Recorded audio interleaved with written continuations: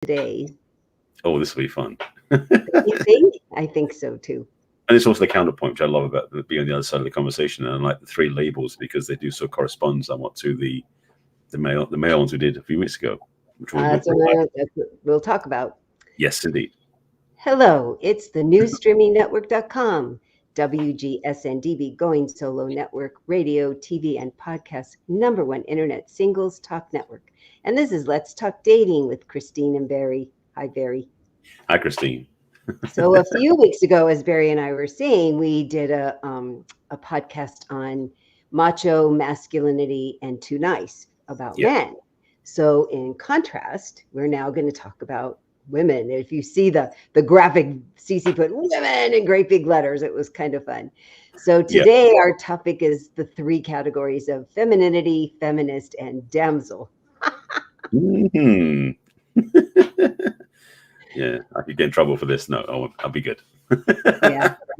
Well, last time I went out on my little soapbox and I'm thinking, well, let's see what Barry dares to do. Because I'll tell you, we generally, even though sometimes we're called bitches because of it, we can go out on a limb more than men, especially if we're talking about men, than you could ever go out on a limb talking about women. It's just harder.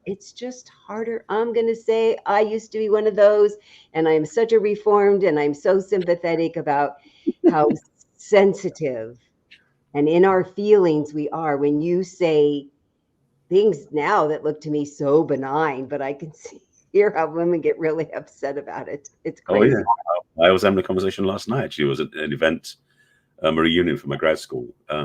A lot of people, it was really great. It's the first time we'd done one of those in years, and it was such a great chance to get to see people I haven't seen, in some cases, like in 25, 30 years. It's amazing. Wow. But a sort of friend of mine, we're going to get actually next week and talk, hope next week and talk, because we had such a great clash in a good way, but like my perspective, her perspective was fun. But one of the things is, and I want to talk about this conversation, because she says she's an alpha feminine. And she is, I can tell. But it's like, where does that fit on the spectrum? So we're going to dive into that as well. But I was talking about the background, and like, as I shared, and for those who haven't listened or watched the episode on the masculine versus macho versus nice guy or too nice, I talked about my own journey and the experience I had, and really how I grew up with only 2 choices as a kid or as a teenager: to be a nice guy and become a kind of a beta male, or to be the macho man, which I didn't want to be. I didn't know about masculinity too much later, which I've now lived into more for the last almost 20 years now, and really changed my life because of that. So this conversation on this side is we are going to speak in generalities. When I say everybody, because it's the trap we can fall into, because people say, because like you're saying, it's like taking offense. Like what we're saying here is an archetype and a specific sort of flavor and style of people that somebody listening might say, yes, that's me, or might say, no way, that's not me, So if you're listening to this, or if you're watching it online, know that you get to choose how you respond, and we're not trying to put anything on you. You get to choose what you take on. I love that disclaimer. It's so helpful, which we didn't have to do about men at all, and it's really important to do it about women. Yeah, funny how that works.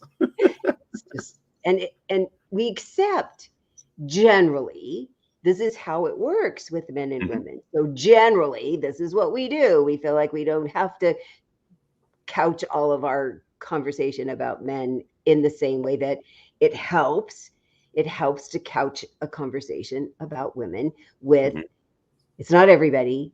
And one of the first things I learned when I went to my very first therapy when I was a kid, that when something really stabs you, something that somebody does is like really wow, it can be, not always, but can be something inside of you that you haven't recognized or dealt with or acknowledged. So maybe that might be something to consider when you're listening to this conversation. If you have a big reaction to it, to just stop for 1 second and say, could that be part of me? Could it be something that's holding me back? Could it be something that if I examined it, my life could be better, easier, more fun? Maybe. Yeah, that's the thing I want to underscore. That's totally true, which is basically what we're showing today Does it benefit you to know about this? And can you use it in a way that will change and uplift your own experience and possibly change your relationship paradigm? Yeah. Because the other thing I'm going to say is, generally, we're not saying anybody's wrong, because we women do not like being wrong. We really like being right. We really have a high commodity about being right. I was that. I still have times when it pops up in my head, and I certainly am sensitive to it when other women feel this way. So I want you to hear, we're not saying anybody's wrong for what you're doing or not doing or how you're acting or not acting. It's, would anything different increase and enhance the quality of your life? That's all we're saying. Could you crack open the door for just a second to say, you could still slam it shut and go, no, not me. Okay. None of this fits me. I don't like any of it. I don't understand any of it. None of it makes sense to me, or you're completely wrong. Okay. But could you listen with an open mind for just a little bit and see? Maybe you'll find you have friends you could share this with that'll get benefit out of this. It's not you, definitely somebody you know, definitely. Yeah, we'll keep that in mind. No, but the thing is also, if you've been watching or listening to our podcast or a show for more than a few episodes, you probably have realized some of the things we talk about do land for you. So this might too. No promises, but it might. That's all we ask, is that you go, for just a minute. Just for a minute. So we've done enough disclaimer. We can dive in now. I hope so.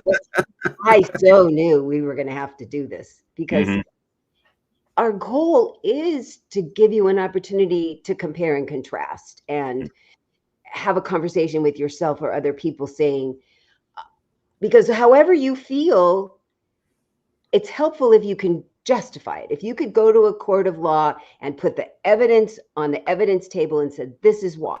This is why. Yeah. I love that when people have a reason that they've thought of and they've researched and they've looked at all the sides, rather than, I saw it on Facebook or I heard it on the news. That makes me crazy, because I want you to tell me why. Just tell me why. I don't even have to argue with you. I just want to know you've thought of why. So that's our hope with this, with all of our podcasts, actually. But this one can feel extra sensitive to us lady types. And I asked a few of my friends who are very, I mean, they don't actually have a feminist card, but they would whip it out if they could, because they really are.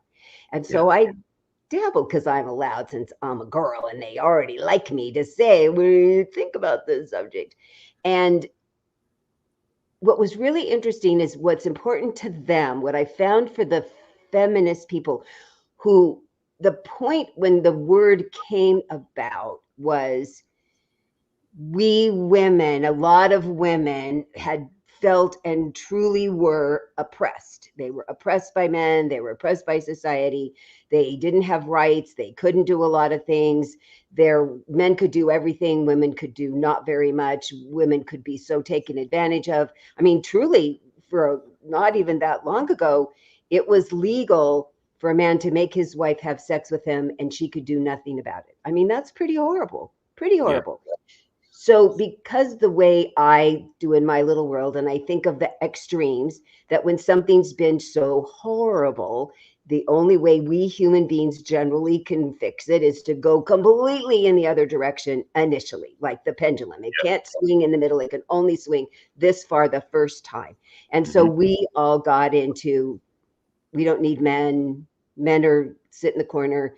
We realize the only way we're going to get anything done, we're only going to fight for ourselves, the only way we're going to get rights is to do it all by ourselves.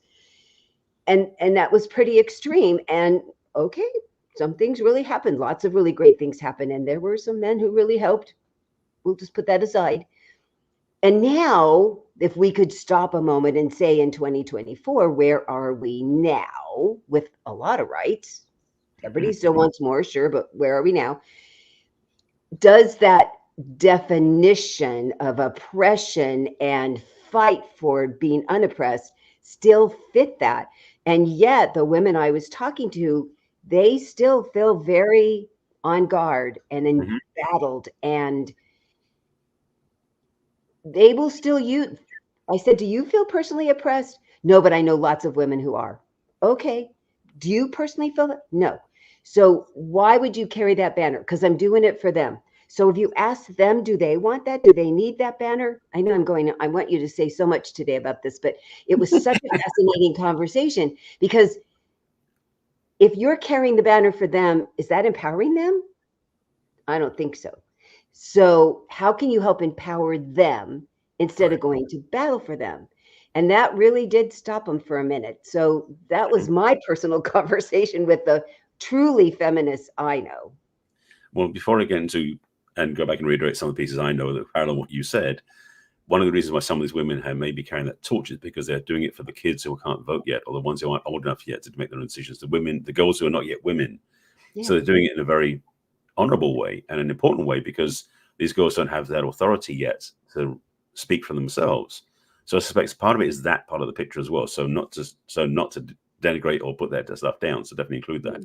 Now, going back to the 60s and 70s.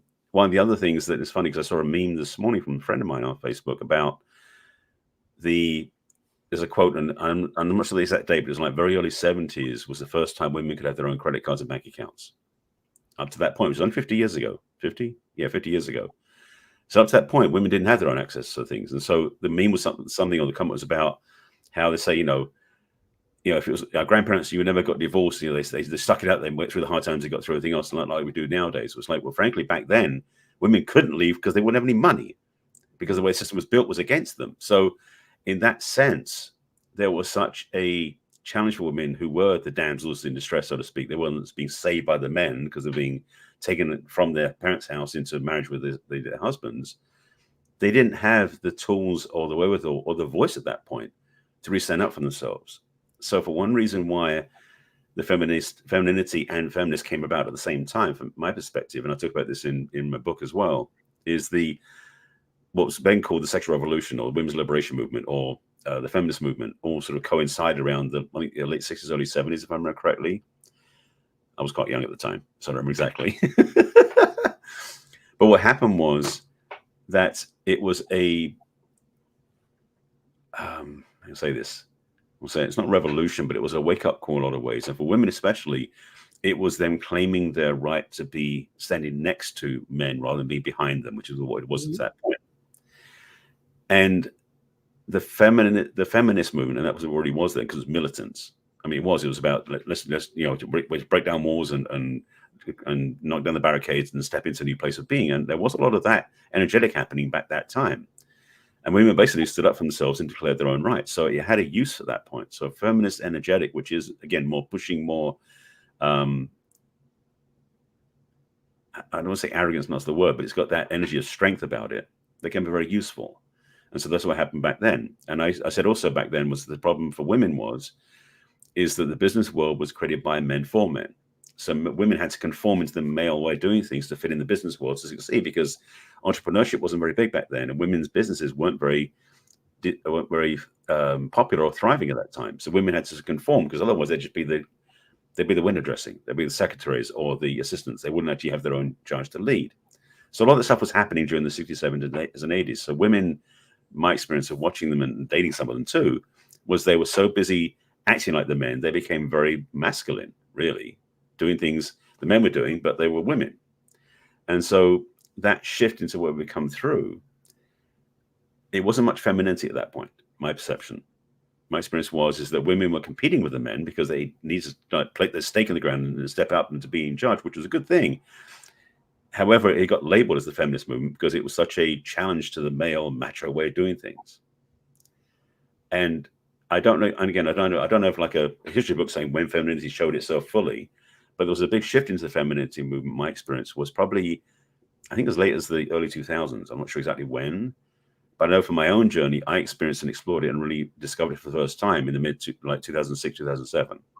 And it was a game changer for me as a witness to it. So femininity and feminist were in some ways one following the other, not necessarily competing, but different. And it was the algorithm of the Damsel. I told a story before about when I had my old white Toyota Supra, that the license plate white knight, I kept meeting lots of damsels, because there was that paradigm. This is back in the 80s for me, and that license plate got me in so much trouble because all the women I kept meeting, because I had white knight as the license plate, so it was my advertisement to the universe. So all the women I kept meeting and be attracted to seemed to be damsels. It was just, I mean, that was, of course, the lens I looked through because I was looking from. So I know that experience, and it doesn't work anymore for me.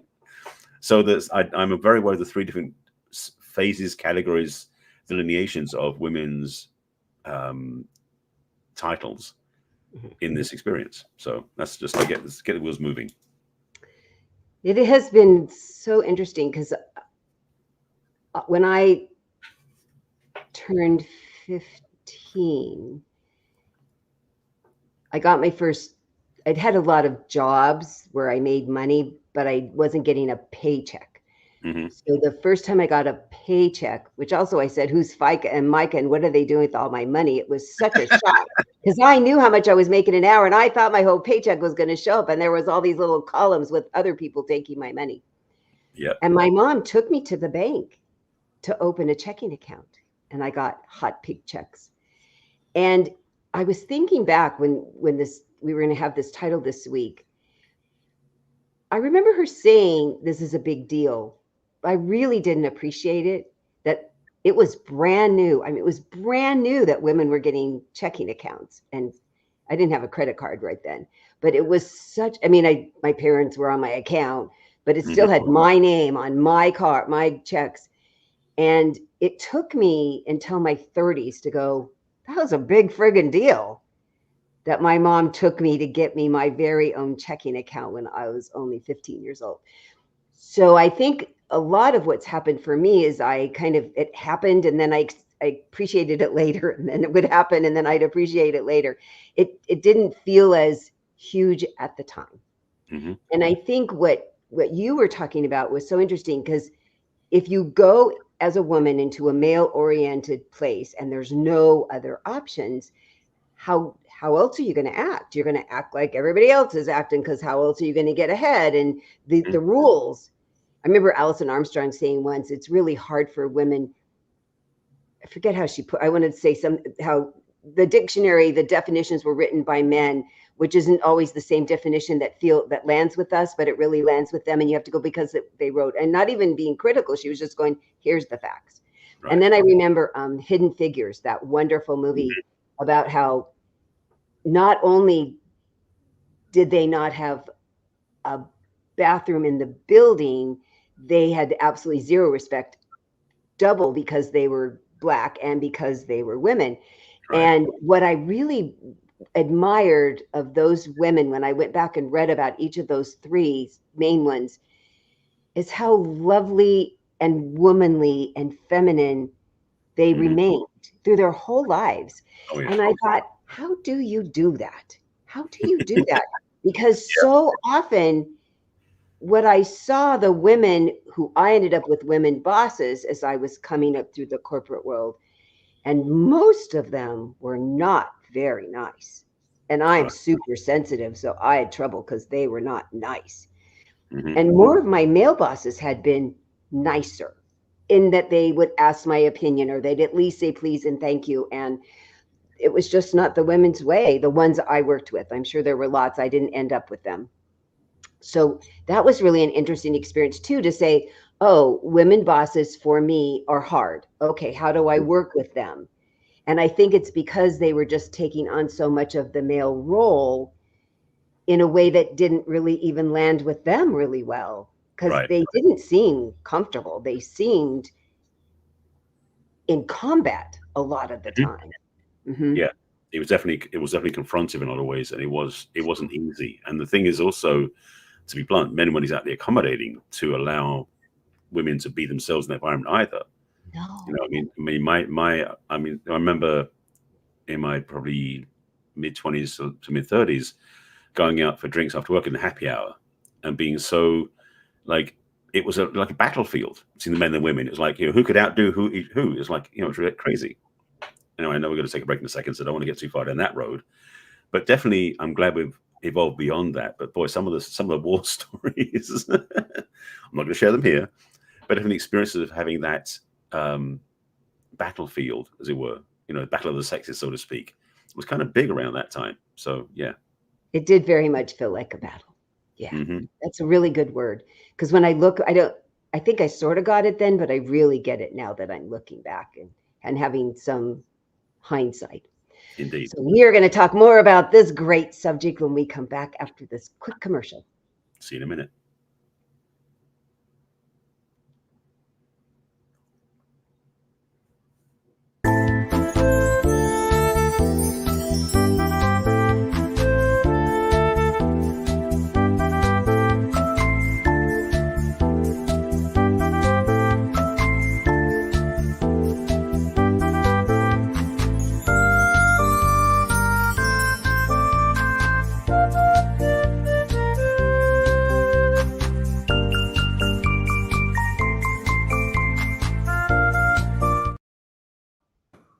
Hi there. We're back with Let's Talk Dating with Christine and Barry, and we're talking about femininity versus feminist versus damsel. I thought maybe it might be good for us to talk about some of the traits that you and I see from a male point of view and a female point of view for each of those categories. I thought that might be helpful. And you touched on the damsel a little. Oh, yeah. yeah. You read a few of those, sounds like. I had plenty of experience. Didn't necessarily date many of them, but I definitely experienced that vibration, that feeling, that and it's funny, boy, I know how my perception shifted, because nowadays it doesn't even come close. But back then, being in that sort of trying to be the hero, wanting to be like the savior type energy, which a lot of men have, it's like, want to be the caretaker and make sure things are okay. Women being damsels always fit that paradigm, but it was also a lot of work. And even at that time, I knew that I wanted a woman who's going to stand next to me, not one who's going to carry. And so the damsel energy was one that was very much about being carried, being taken care of, being, yes, protected, but that's true anyway. That's beyond that stain. But the damsel was so unable to, it seemed like. She was so defenseless. And so there was this, it was very uneven to me, my perception. And of course, I was maybe modern thinking at that time, because back then it's so long ago. But men were like, they're going to be heroes, the breadwinners, they bring over the bacon, they want to take over the family. So the woman stayed at home was the damsel. And that was the model that my parents had. I know my mother was that in a lot of ways. And so what I saw as my model in front of me, I think a lot of us our age, our parents were like that too, would see the woman as being the one that was the caretaker and caregiver, but wasn't running the show. She was always like the one who stayed behind, and the man was out, breadwinner and everything else. So the damsel piece of the conversation, that paradigm of that type, is something that most women have either rebelled against or grown out of, or simply just moved beyond. Yeah. And generally, what I find is most men that I have talked to, present company included, they don't like helpless, hopeless, can't do anything for herself. Those are often the other two extremes of the male thing that we talked about, that the bad guys, because they'll take advantage of them, are the two nice guys because they think the women will fall in love with them if they're nice enough. Right. And what's sad for me is so many women, when I want to teach them how to now ask men for help and for advice and for information, because you like that, and we don't know everything, and it's kind of nice to get somebody else's opinion. They go, but I don't want to seem needy. That's the big word women use with me a lot. Oh, and yeah. I said, men don't see that as needy. They like feeling needed very much and love feeling needed. But being needy means that you can't pay your bills and you can't put food on your table and you don't even know how to put gas in your car. I mean, that's pretty needy. But that you're asking him for his opinion and his thoughts and his advice or his physical help, loading something, getting something down, taking something in your house, fixing something. They love that. And it puts us in the receiving place. So it's really, that has been a very common conversation I have with women nowadays. And that moves you very much into the femininity part. If you are now asking for help, that sometimes you might even be able to do it, but it's nice to not ever do everything all by yourself, or you might not know the thing. And to receive it is very feminine. Yeah, that's funny, because think about, I was being a gentleman opening the door for a woman, a damsel will think if I open the door for them that they can't do it themselves and I'm going to do it for them so they can feel they get through. A feminine woman will appreciate it because she feels respected. And that's the big difference. And so for me, And the absolutely. feminists will yell at you when you try to open the door. This is the thing, because it gets that one too, because the thing is the feminine woman, femininity, is one where she has all the power, all the strength, all the authority, but also loves being taken care of and loves being respected and loves to feel safe with a man and loves a man doing things for her that she invites or requests. Whereas a feminist is like, I'll do it myself, screw you. In a lot of ways. Her relationship with the masculine or with the macho or male anyway isn't as graceful as the feminine woman is. It does become, when you have a masculine man and a feminine woman, it does look like a beautiful dance. It feels like a beautiful dance. It's really quite remarkable how different it feels than the other ways. The other ways, there's more friction, more stepping on each other's toes. When you're not in sync, when you're dancing, there's an opportunity to step on each other's toes. Oh, yeah. Yeah, that's why I love talking about Argentine tango as one of those models and seeing people, if you see videos on YouTube of couples that are like competition level dancers doing tango, it's so clear how masculine and feminine energy works together when these two are dancing, because the ease and grace with many years of practice, but the ease and grace they show when they do the dance, it's clear it's not just something they naturally do, but the demonstration of that energetic of the two together is so beautiful, but so it speaks beyond the words. Yeah. And it just shows how the man can create the structure and be such a great leader in the masculine, but the woman doesn't need him for it. She just loves to be able to embrace that and use that for her own benefit in a way that she gets to enjoy it and work with it and play with it, which is what the relationship works out better that way. And it's Argentine tango is certainly one of my favorites because it's so damn sexy. And the thing is, there needs to be, they use the word resistance, and the resistance just means you're flowing together. Nobody's pushing, you're flowing.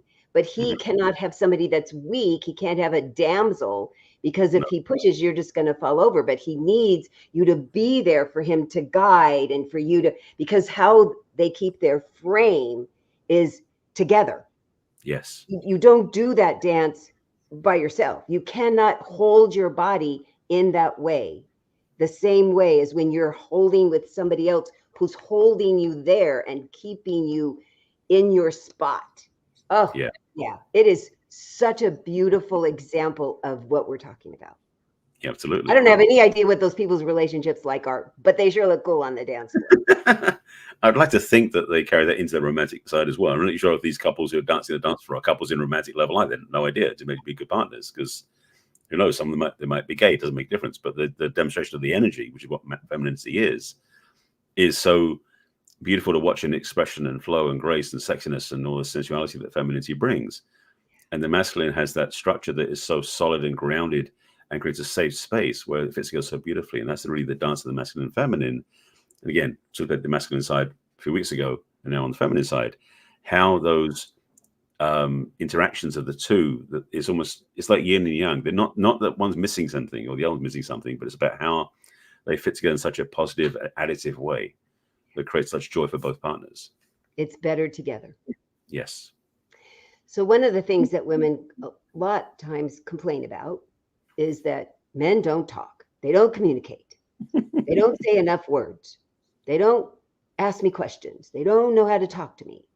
And when you come with that attitude, which is pretty darn feminist attitude, directing, pointed, such a masculine way of being. I mean, great in a board meeting. I want you to be that in a board meeting. I don't want you to do that in your personal relationship. Right. It doesn't allow a man to step up and be masculine, because a really masculine man, a man who is very comfortable in his masculinity, is not going to show you his emotions and give you his inner thoughts if you come at him like that. Right. Why aren't you talking to me? You need to talk to me more. That's not going to happen. That is not how the Argentine tango goes. You don't go push, push, push. Exactly. Yeah. And that's again, the benefits of the feminine and masculine in relationship is there is a dance. It's like jigsaw puzzles that fit together so beautifully, where what the invitation is there and the offering is there and the communication is there, because it isn't two male energies trying to hit each other, or masculine or macho and macho hitting together, or feminist and macho hitting together. Because, I mean, yes, there are probably couples who are feminist and macho who work together beautifully because they're so independent of each other, they don't need each other, which is not necessarily the best way of a relationship, but it's not even interdependent. So those relationships I don't necessarily recommend. I certainly, maybe they look good on the outside, but like saying, like with tango, you don't know what they're like off the dance floor. That sort of can make a relationship pretty messy too. So I'm a big proponent of femininity and masculinity together, because that's what I witnessed back in 2007 that changed my life, and why I talk about it in my work and what I value for myself, because there's such a beautiful grace and flow between the two energies that is not so much effortless, but it's so graceful, grace-filled and graceful.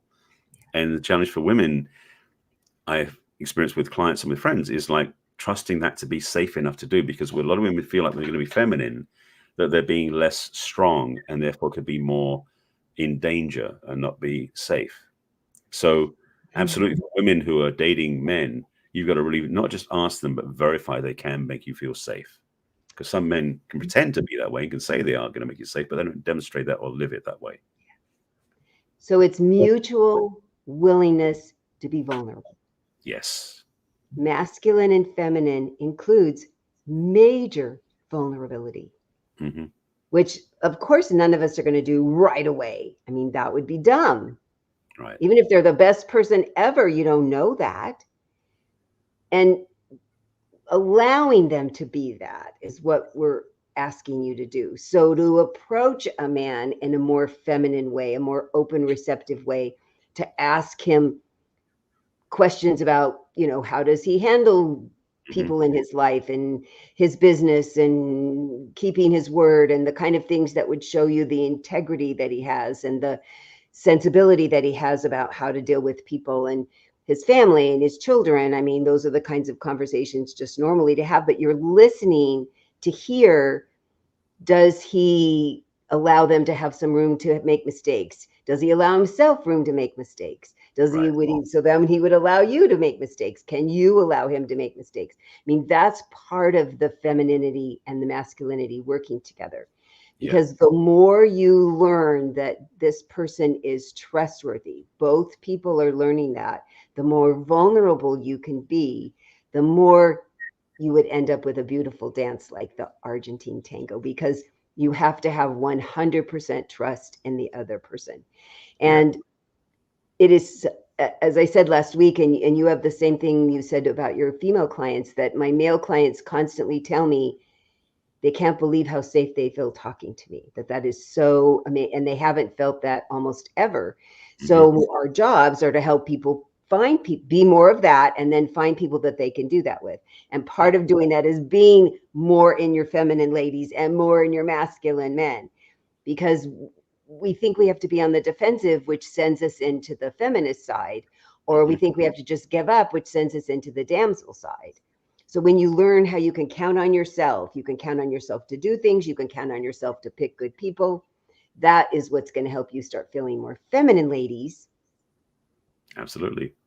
So did you want to talk about the alpha feminine person that you met? Did you want to say any more about that? Sure. Well, I mean, she's someone I've known for years, and we haven't seen each other in person probably in 15, 20 years at least.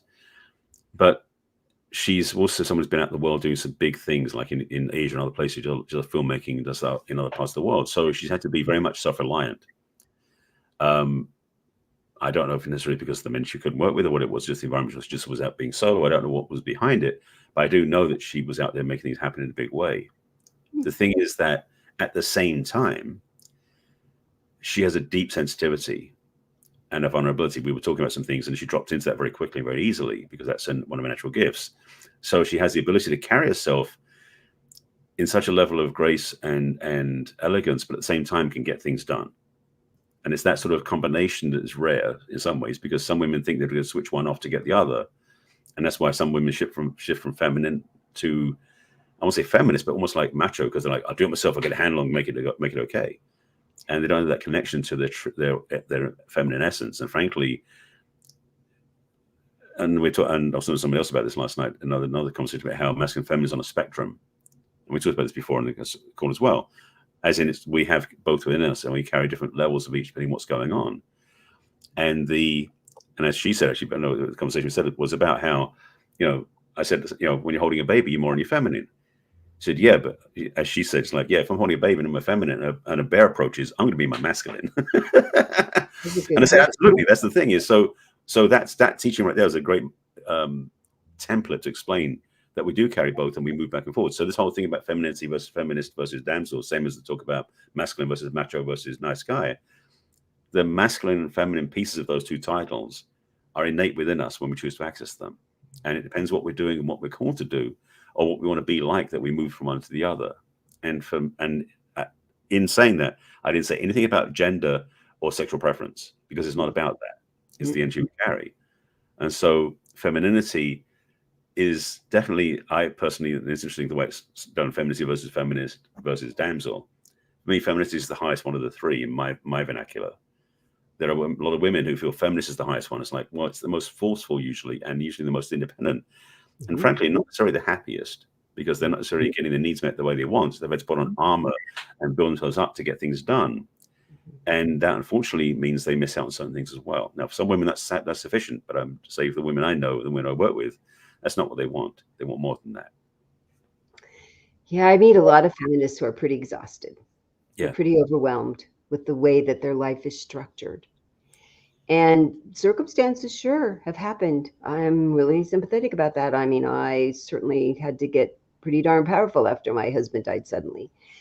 And my natural normal way is to be pretty feminine. So I needed to figure out how to get back into that, and to figure out what times of day I had to be more in my masculine side, because it really was more masculine than feminist for me, but we were sort of putting them in the same bucket.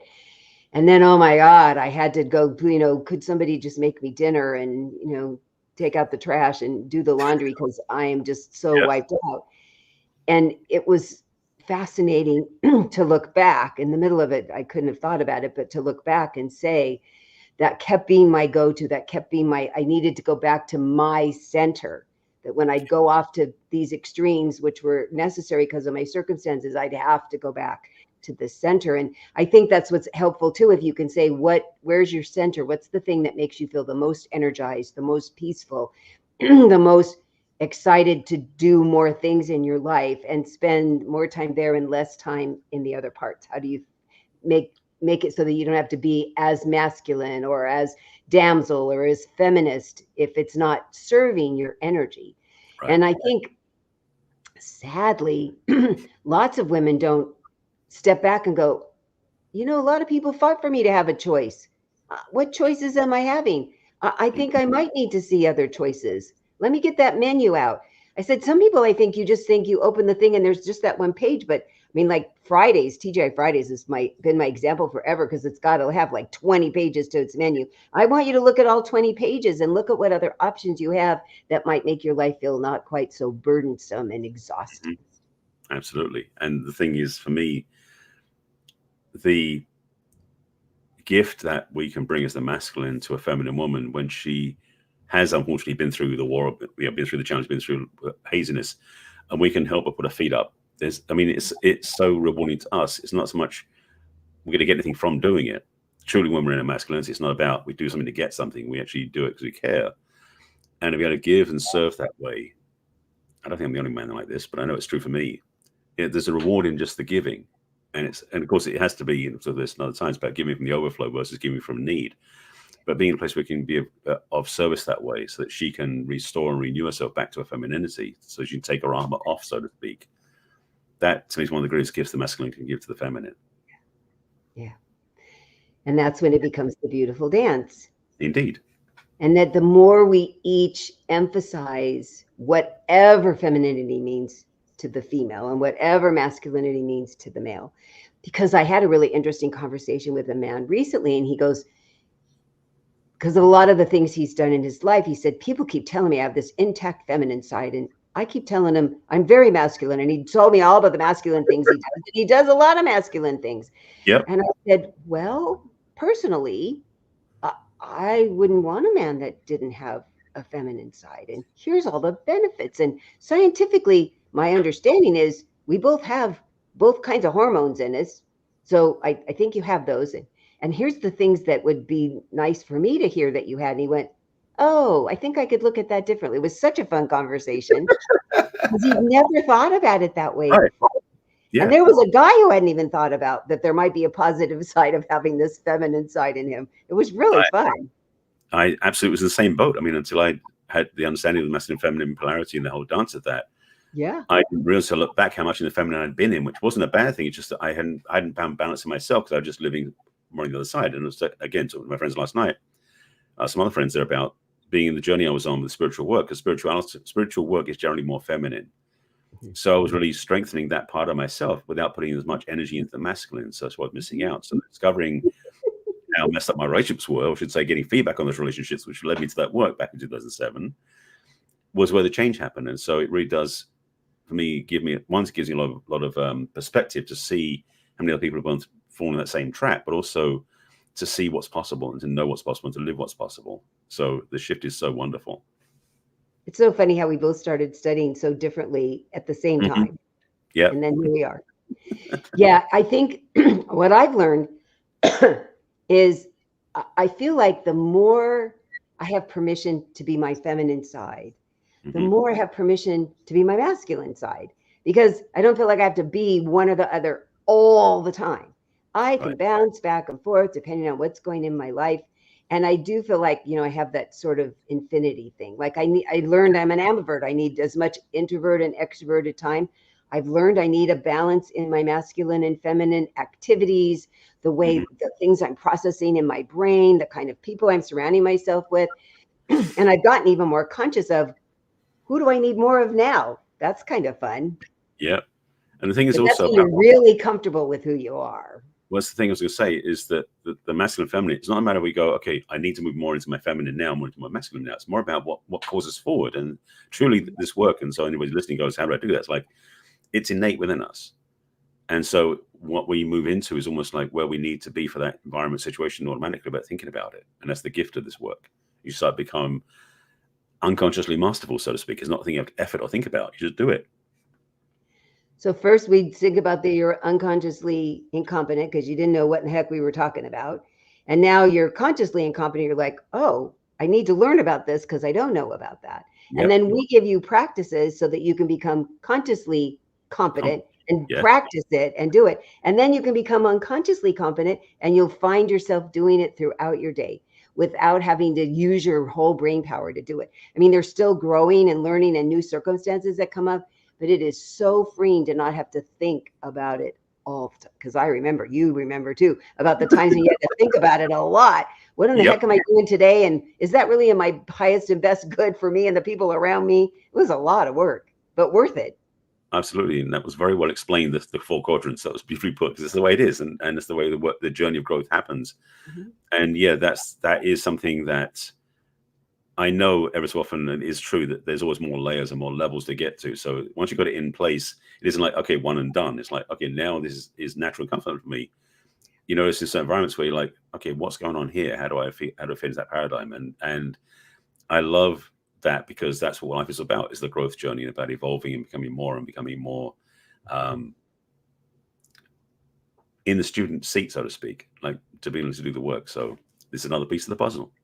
And it's the pleasure what you and I get to do every day with our clients. How Indeed. lucky are we? Yes. So if you'd like to do that with Barry and I, we'd be so grateful to hear from you. And the way to get a hold of me is through my website, which is www.theperfectcatch.com.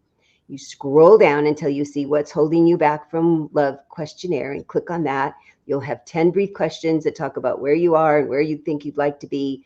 And then you'll have access to my calendar to make a complimentary conversation that's convenient to you.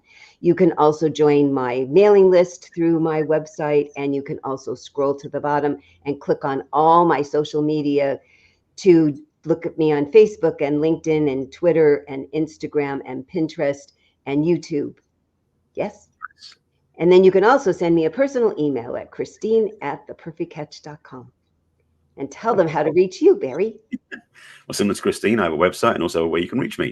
So my website is my name, which is barryselby.com. And on the front page of my website, besides the menu, we can navigate to all my other stuff. At the top of the page, there's a link to have a chat with me. where you can schedule a conversation, same as Christina. I have a form you fill out, which is a bunch of questions, and then a calendar link to get on my calendar for a 20-minute complimentary conversation.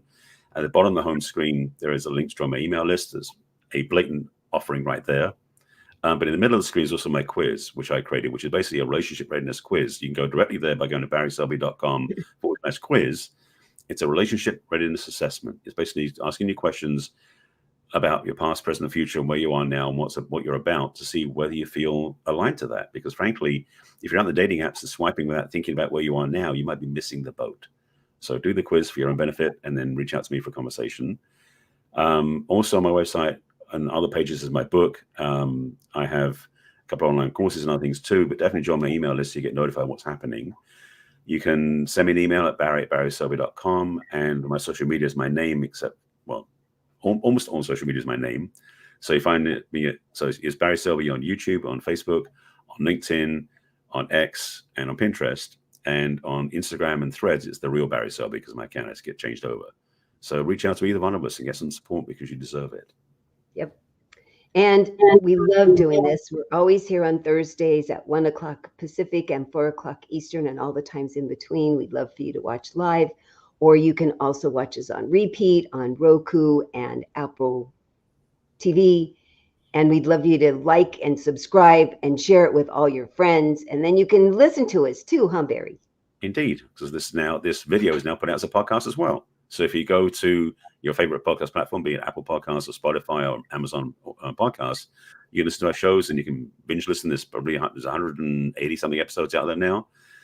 So you got so much you can listen to. You can change your life. So definitely listen to us with you when you go to the gym or go driving or go shopping, wherever you go. Have a listen, and you'll get great value without even seeing us.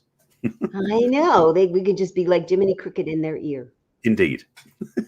We will hope you join us again next week with another scintillating conversation.